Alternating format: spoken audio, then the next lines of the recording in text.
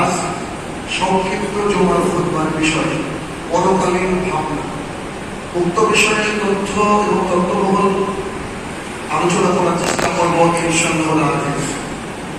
আমরা আল্লাহ সুবহানাহু ওয়া তাআলার প্রেরিত বান্দাদের মধ্যে, আল্লাহ সুবহানাহু ওয়া তাআলার প্রেরিত মানুষদের মধ্যে আমরা যে শ্রেষ্ঠ মানুষ, খায়রা উম্মাহ, মুসলিমদের প্রায়োরিটি সবসময় উপরে আছে, ছিল এবং থাকবে।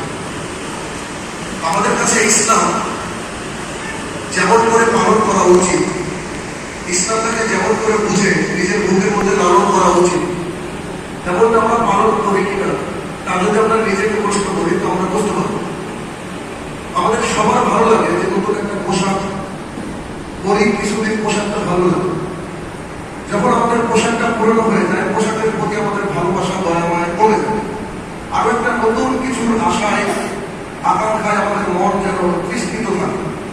ঠিক আমরা যারা এখানে উপবিষ্ট রয়েছি, আমরা সহ সবাই, আমাদের কাছে ইসলামটা আমার দৃষ্টিতে, আমার গবেষণায় এমন মনে হয়েছে যে আমরা শুরুর দিকে যেমন করে তিনি ইসলামকে বুঝেছিলাম, যেমন করে বুকে লালন করেছিলাম, যেমন করে জাহান্নামকে ভয় করতাম, যেমন করে জান্নাতের এক আকাঙ্ক্ষা পরিবেশ আমাদের মধ্যে তৈরি হতো, আমাদের কাছে ইসলামটা যেন আমাদের ছেঁড়া পোশাকের মতো হয়ে গেছে।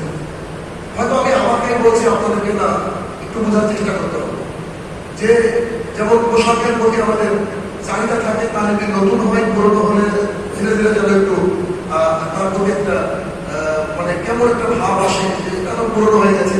ঠিক আমাদের কাছে ইসলামটা যেন ঠিক তেমনটা হয়ে গেছে। ঠিক আগের ধর্মে আমরা যেন নাই, আগের মতো আমরা যেন জীবন হলে ওখান থেকে সরে যেতে পারি না। আগের মতো হাইয়ালা সালাম বললে আমরা সমস্ত কাজকর্ম বন্ধ করে মসজিদে আসতে পারি না। আগের মতো হারাম হারামকে ঠিক যেন কতটা বিবেচনা করি না। এটা আমার যেন ব্যক্তিগত মনে হয়েছে। আমাদের পরকালীন ভাবনা আমরা যত দিন যাচ্ছে তত যেন দূরে যাচ্ছে, কিন্তু তাদের পরকালীন ভাবনা, যাদের নিয়ে আজকে কথা বলবো সাহাবায়ে কেরাম, তাদের যে পরকালীন ভাবনা, তাদের ভাবনা ছিল ভিন্ন রকম। তাদের পুরো আমাদের যে তাদের ভাবনা ছিল উল্টো, অথচ তারাও এই পৃথিবীর বুকে শ্রেষ্ঠ সন্তান, যাদের উপরে আল্লাহ সুবহানাহু ওয়া তাআলা রাজি হয়েছিলেন, আর যারা আল্লাহ সুবহানাহু ওয়া তাআলার উপরে রাজি হয়েছিল, এই জন্য তাদেরকে বলা হয় রাদিয়াল্লাহু তাআলা আনহু। তো আমরা তাদের জীবনী থেকে, আমরা তাদের কিছু অংশ থেকে শিক্ষা নেব এবং আমাদের জীবনকে ঢেলে সাজাবো। জুমার খুতবা হচ্ছে সাপ্তাহিক একটা অন্যতম আপনার পিছলে পড়ে যাওয়া রাস্তা থেকে উঠে দাঁড়িয়ে সোজা রাস্তায় হাঁটা বা হাঁটানোর একটা অন্যতম মাধ্যম। এখান থেকে আপনাকে শিখতে হবে, শিক্ষা নিয়ে পারিবারিক ভাবে তাই অ্যাপ্লাই করতে হবে, তবে আমাদের জীবন পরিবর্তন হবে। ইবনু শামাশা আল মাহারি রাদিয়াল্লাহু তাআলা আনহু বলেন, আমি হাদিস বলবো, সেই সাথে কিছু ইতিহাসের পাতা থেকে কথা বলবো, দয়া করে একটু খুব মনোযোগ সহকারে শুনবেন, হয়তো আপনার জীবনটা পরিবর্তন হতে পারে আজকের খুতবা।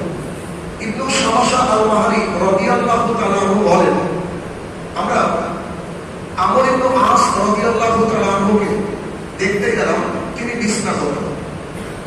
তিনি মুমূর্ষ অবস্থায় পড়ে আছেন, মারা যাবেন, অন্তিম কাল চলছে। তা আমরা বেশ কিছু সাহাবী মিলে তাকে দেখতে গেলাম, আমর ইবনে আস রাদিয়াল্লাহু তাআলা আনহু। আমরা যখন তার বাড়িতে গিয়ে পৌঁছলাম, দেখলাম যে তিনি দেওয়ালের দিকে মুখ করে কাঁদছেন, আর তার ছেলে বলছে, আব্বা, আপনাকে কি মুহাম্মদ সাল্লাল্লাহু আলাইহি ওয়াসাল্লাম এই সুসংবাদ দেননি? আপনাকে কি মুহাম্মদ সাল্লাল্লাহু আলাইহি ওয়াসাল্লাম ওই সুসংবাদ দেননি? আপনাকে কি মুহাম্মদ সাল্লাল্লাহু আলাইহি ওয়াসাল্লাম অমুক সুসংবাদ দেননি? হাদিসে যেমন এসেছে তেমন করে আপনার সাথে উল্লেখ করছি। তখন তিনি তার দিকে, অর্থাৎ সন্তানের দিকে ঘুরে বললেন যে, বেটা, আমার কাছে এখন একটাই সম্পদ আছে, আর তা হচ্ছে লা ইলাহা ইল্লাল্লাহ ওয়া আন্না মুহাম্মাদুর রাসূলুল্লাহ। এছাড়া আমার কাছে কোনো সম্পদ নেই। তবে তুমি একটা বিষয় বোঝার চেষ্টা করো, আমি 3টে কাল অতিবাহিত করেছি, 3টে সময়কে আমি অতিবাহিত করেছি। তার একটা সময় ছিল যে আমি এমন মানুষ ছিলাম, আমি যদি মুহাম্মদ সাল্লাল্লাহু আলাইহি ওয়াসাল্লামকে কাছে পেতাম, আমার হাতের নাগালে পেতাম, তাহলে তাকে হত্যা করলে আমার জীবনের সবচেয়ে শান্তিটা মিলত। তাকে মেরে ফেলতে পারলে আমার জীবনের সবচেয়ে ভালো কাজটা আমি অ্যাচিভ করতাম। তাকে যদি দুনিয়া থেকে বিদায় করে দিতে পারতাম, আমার যে আনন্দ এই পৃথিবীর পাশে আর কেউ করতো না। আমার এমন একটা সময় পেরেছে, তখন যদি আমি মরতাম, তখন যদি আমি মারা যেতাম, আমি নিশ্চিত জাহান্নামী ছিলাম। বাবা ছেলের মধ্যে কথোপকথন হচ্ছে, কিছু সাহাবায়ে কেরাম দাঁড়িয়ে আছে, ভালো করে বোঝার চেষ্টা করতে হবে। এরপরে আমার জীবনে এমন একটা সময় আসে যখন আল্লাহ তাআলা আমার অন্তরে ইসলামের নূর ঢেলে দেন। আমি রাসূলুল্লাহ সাল্লাল্লাহু আলাইহি ওয়াসাল্লামের কাছে যাই, তার কাছে বায়াতের জন্য আমি আমার হাতটা বাড়িয়ে দিই। যখন তিনি বায়াত করার জন্য তার হাতটা বাড়ান, আমি আমার হাতটাকে গুটিয়ে দিই, আমি আমার হাতটাকে গুটিয়ে দিই। তারপরে আমি তাকে অর্থাৎ মুহাম্মদ সাল্লাল্লাহু আলাইহি ওয়াসাল্লামকে বলি যে আপনি আপনার কাছে আমি ইসলাম কবুল করবো, তবে একটা শর্ত আমার আছে। সেটা কি? যে আমি বিগত জীবনে যত পাপ করেছি সব পাপ যদি ক্ষমা হয় তো তবে আমি ইসলাম গ্রহণ করবো, নাইলে আমি ইসলাম গ্রহণ করবো না। আপনি বলেন। তখন রাসূলুল্লাহ সাল্লাল্লাহু আলাইহি ওয়াসাল্লাম মৃদু হেসে বলছেন, আমর তুমি কি জানো না যে ইসলাম এমন একটা জিনিস, ইসলাম এমন একটা বিধান যে ইসলাম গ্রহণ করার সাথে সাথে পেছনে যত অপকর্ম আছে আল্লাহ তাআলা ধুয়ে মুছে সাফ করে দেবেন। তো তখন যদি আমি মারা যেতাম, আমার একটু আস্থা যেহেতু আমি বলছি চোখে পানি, তখন যদি আমি মারা যেতাম, সম্ভবত আমি জান্নাতের আশা করতাম যে আমি ইসলাম গ্রহণ করেছি। তারপরে আমার জীবনের 3 নম্বর সময় অতিবাহিত করেছি আমি এমন করে যে দুনিয়ার নানান কাজে আমি ব্যস্ত হয়ে গেছি।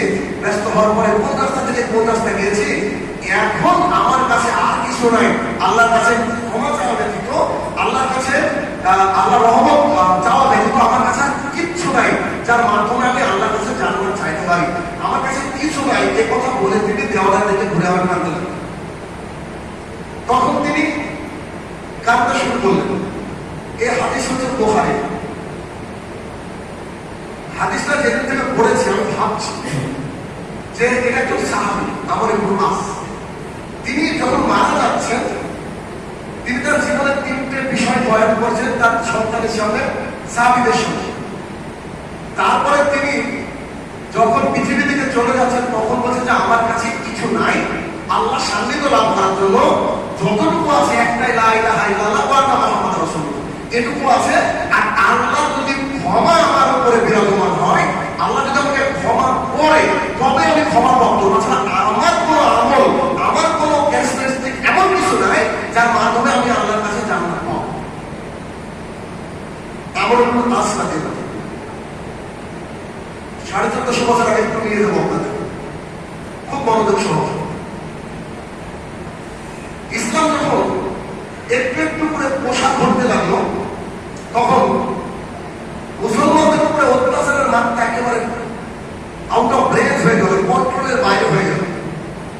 কিছু সাহাবায়ে কেরাম রাসূলুল্লাহ সাল্লাল্লাহু আলাইহি ওয়াসাল্লামের কাছে এসে বললেন, আল্লাহ রাসূল সাল্লাল্লাহু আলাইহি ওয়াসাল্লাম, আমরা যা সহ্য করতে পারি না, কুরাইশরা যে এত অত্যাচার শুরু করছে আমাদের উপরে, এত অত্যাচার আর সহ্য করে আমরা থাকতে পারছি না, আপনি কি আমাদেরকে হিজরতের অনুমতি দিবেন? তখন রাসূলুল্লাহ সাল্লাল্লাহু আলাইহি ওয়াসাল্লামের বেশ কিছু গুরুত্বপূর্ণ সাহাবী, বিখ্যাত সাহাবী, যাদের নাম হয়তো অনেকেই জানেন, আমি নাম না বলে খুতবাকে সংক্ষিপ্ত করে বলতে চেয়েছি যে রাসূলুল্লাহ সাল্লাল্লাহু আলাইহি ওয়াসাল্লাম সেই সাহাবী সহ আল্লাহ রাসূল সাল্লাল্লাহু আলাইহি ওয়াসাল্লাম বললেন, যাও তোমরা হিজরত করো হাবশা, বাদশা নাজাশীর নিকটে তোমরা যাও। তিনি একজন ধর্মপরায়ণ ব্যক্তি, যদিও তিনি আমাদের ধর্মের না, তবে তিনি একজন ন্যায়পরায়ণ শাসক, তিনি তোমাদেরকে জায়গা দিবেন। তখন যখন অনেকগুলো মানুষ চলে গেল হাবশায়, বাদশা নাজাশীর আন্ডারে তারা বেশ ভালোভাবে জীবনযাপন করতে লাগলো। মক্কার বুকের আগুন জ্বলছিল তখন, মক্কার বুকের কিছু কাফের বেঈমানদের। তখন মক্কার একটা প্রতিনিধি দল মিটিং করে বললো যে ওদেরকে যাও ফিরে আনো, হাবশাইকে ফিরে আনো, নাজাশীর দরবারে গিয়ে যাও ফিরে আনো, ওদেরকে অত্যাচার বেশি করতে গেলে ওরা বাধ্যতা ধর্ম ত্যাগ করেছে। তখন তারা একটা প্রতিনিধি দল পাঠালো। সেই প্রতিনিধি দলের আমির ছিলেন, মূল দায়িত্বে ছিলেন আমর ইবনে আস। ইসলামের কত বড় শক্তি, যার কথা একটু আগে বলব। তো আমর ইবনে আস তিনি বলছেন যে আমি অনেক উপহার হাতিয়া নিয়ে গেলাম বাদশা নাজাশীর দরবারে, তার চোখকে আমি চরম ব্যস্ত করে দিলাম, এত হাতিয়া আমি দিলাম যে তিনি যেন কোনো কথাই না বলতে পারেন। তারপরে তার সামনে পেশ করলাম, আমি এসেছি মক্কা থেকে প্রতিনিধির লিডার হিসাবে, তো আমাদের এলাকার কিছু যুবক ছেলে, এরা তো দিন ধর্ম বোঝে না, তাদের বাপ দাদা ধর্ম থেকে তারা অন্য ধর্মে চলে গেছে।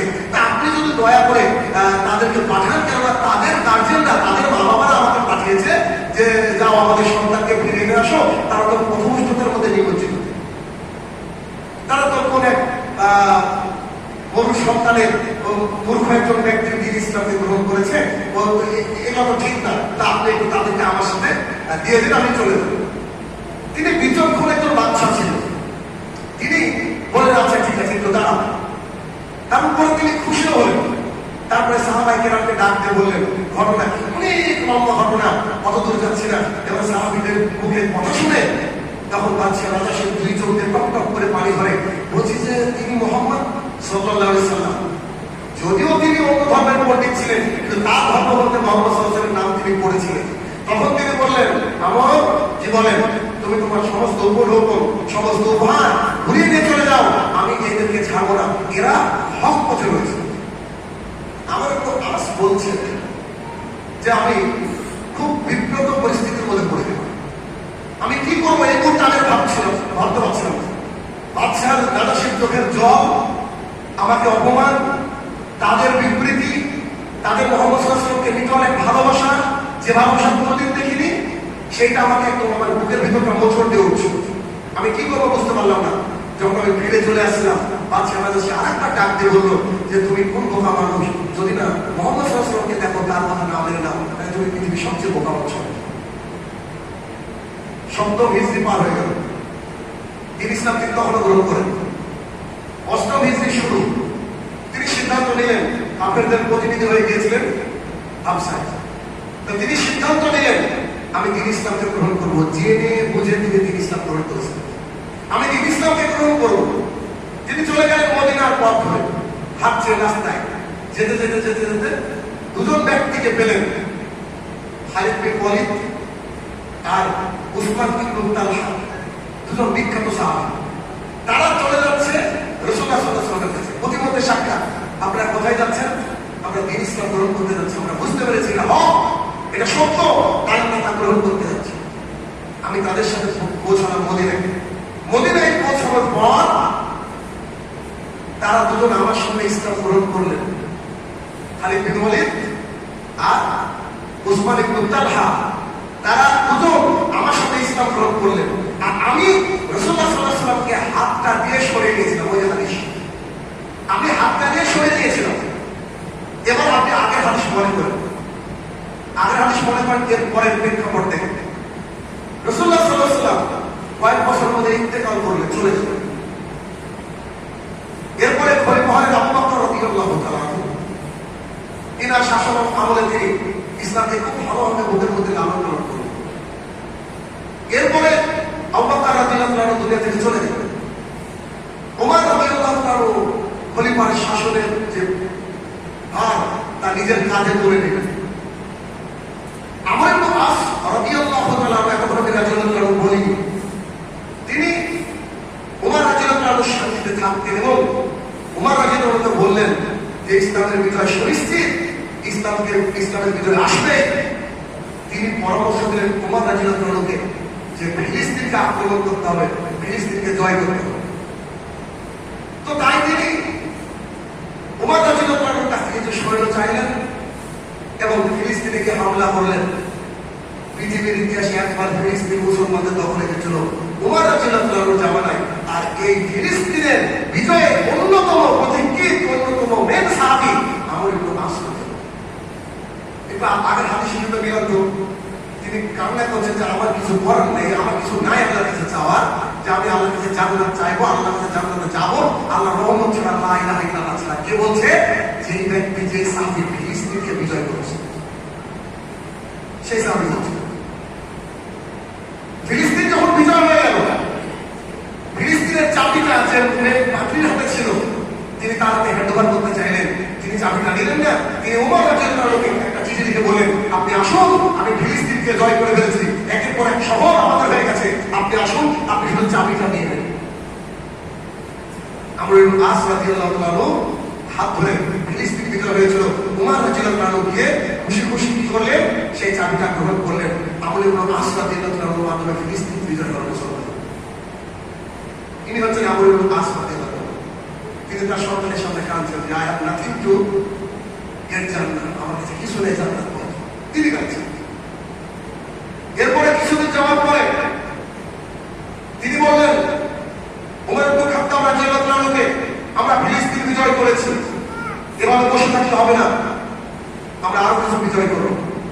তিনি নিজের দায়িত্বে 4000 সৈন্যকে ধার করলেন উমর রাদিয়াল্লাহু আনহুর কাছ থেকে। ধার করার পর তিনি চললেন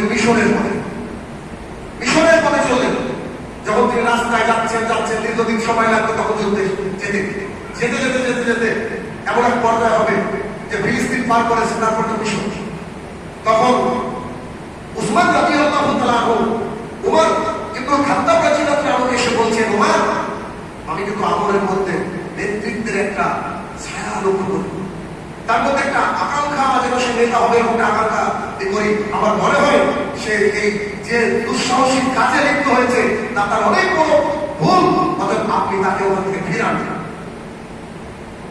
উমর রাদিয়াল্লাহু তাআলা একটা চিঠি লিখলেন। তিনিও বুঝতে পারেন তখন কি হবে। একটা চিঠি লিখলেন। চিঠি লেখার পরে সেই চিঠিকে পাঠিয়ে দিলেন দূত দিয়ে। তিনি চিঠিটা পেলেন, কিন্তু চিঠিটা তিনি খুলতে সাহস পেলেন না। তিনি সৈন্যদেরকে নিয়ে এগিয়ে গেলেন। এগিয়ে যাওয়ার পর তিনি জাস্ট মিশরের মধ্যে প্রবেশ করেছেন। এমন অবস্থায় সমস্ত মুসলমান যারা তার সাথে ছিলেন তাদেরকে এক জায়গায় ডাকলেন, সৈন্যদেরকে ডাকলেন, ডেকে বলছেন আমিরুল মুমিনের কাছ থেকে চিঠি লিখেছে, কি জানি না চিঠিতে কি লিখেছে, আমার ভয় হচ্ছে, আল্লাহ তাআলা জানে চিঠিতে কি লিখেছে, এখন আমি সেই চিঠি আপনাদের সাথে পড়ব। আমর ইবনে আস রাদিয়াল্লাহু আনহু চিঠিটাকে খুললেন। খোলার পরে তিনি সালাম দিয়ে বলেছেন যে আমর ইবনে আস, তুমি যদি মিশরের মধ্যে প্রবেশ না করো, তাহলে তুমি অবশ্যই আমার কথা এই চিঠি পাওয়া মাত্র তুমি ব্যাক করবা, রিটার্ন করবা, তুমি আমার কাছে ফিরে আসবা। আর যদি তুমি মিশরের মধ্যে প্রবেশ করে যাও তাহলে তুমি তোমার সন্তান চালিয়ে যাও। সাহাবায়ে কিরাম যখন এই কথা শুনলেন তখন তিনি একটা কথা বলেন, আমর ইবনে আস রাদিয়াল্লাহু আনহু, আমরা এখন কোথায়? সাহাবায়ে কিরাম বলেন, আমরা এখন মিশরে। আমাদের আমিরুল মুমিনিন কি বলেছে যে যদি তোমরা মিশরে থাকো তাহলে তোমরা বিজয়ের জন্য ঝাঁপিয়ে পড়ো। তখন তিনারা বিজয়ের জন্য ঝাঁপিয়ে পড়লেন। শেষ পরিণতি হিসাবে মিশরকে জয় করে দিলেন আমর ইবনে আস রাদিয়াল্লাহু আনহু। হয়তো আপনারা শুনে থাকবেন কারণ মুখ থেকে অথবা আমার মুখ থেকে যে আমর ইবনে আস রাদিয়াল্লাহু আনহু এই নামটা আসলেই আমাদের মাথার মধ্যে আসে মিশর বিজয়ী সাহাবী। তিনার হাত ধরে আল্লাহ সুবহানাহু ওয়া তাআলা মিশরের অত বড় সাম্রাজ্যকে মুসলমানের অধীনস্থ করে দিলেন। উমর রাদিয়াল্লাহু আনহু এসে আবার সেই মিশরের দায়িত্ব গ্রহণ করলেন। ইনি হচ্ছেন আমর ইবনে আস রাদিয়াল্লাহু আনহু।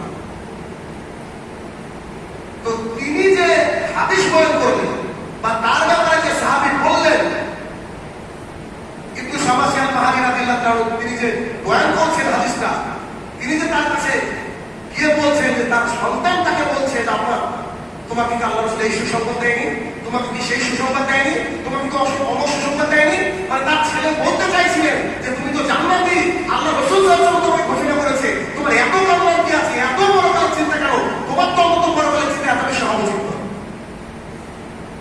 আমর ইবনে আস রাদিয়াল্লাহু আনহু শাহিদ আমাদের পজিশন করে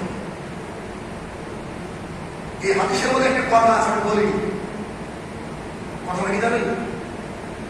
আমর ইবনে আস রাদিয়াল্লাহু আনহু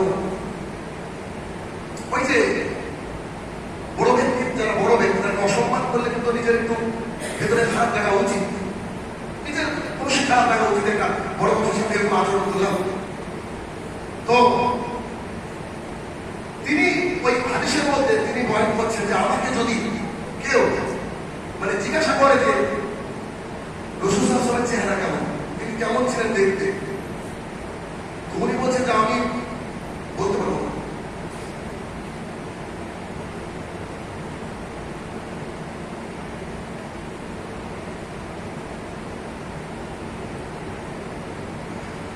আমর ইবনে আস রাদিয়াল্লাহু আনহু বলছেন আমি বলতে পারবো না।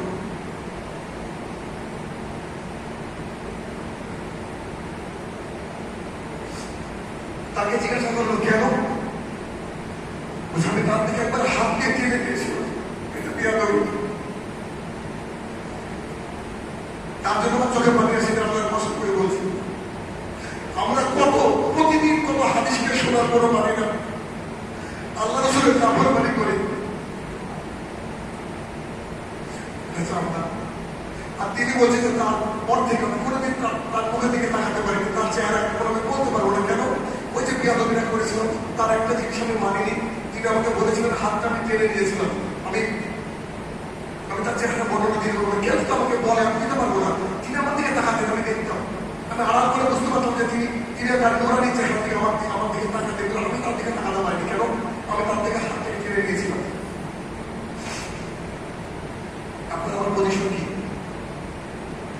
আপনার আমার অবস্থা কি?